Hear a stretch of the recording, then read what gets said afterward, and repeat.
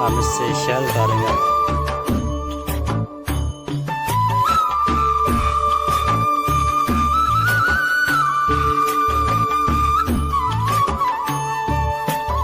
चाहिए पीछे वरना छोटा सा मुंह मोटा हो जाएगा।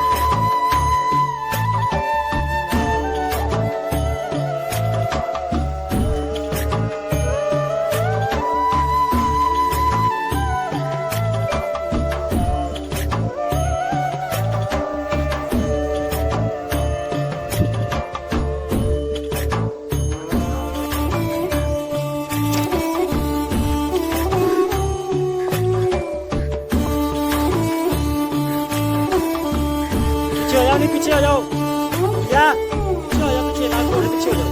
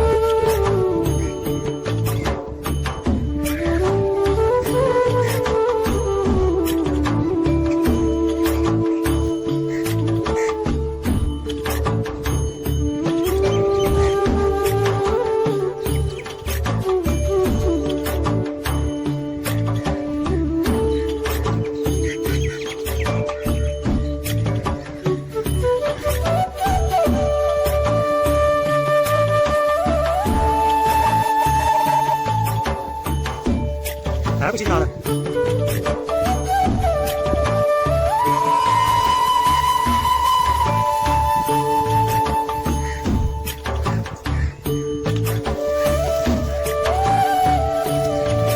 दूसरा भी चेक करना है।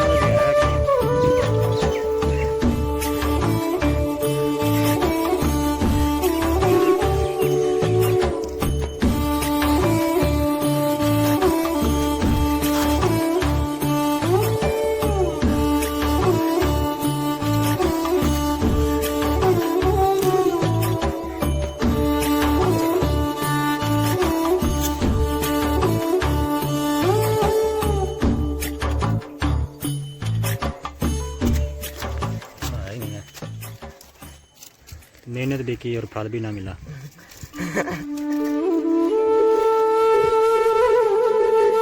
दो शायद थे, इतना सा निकला है।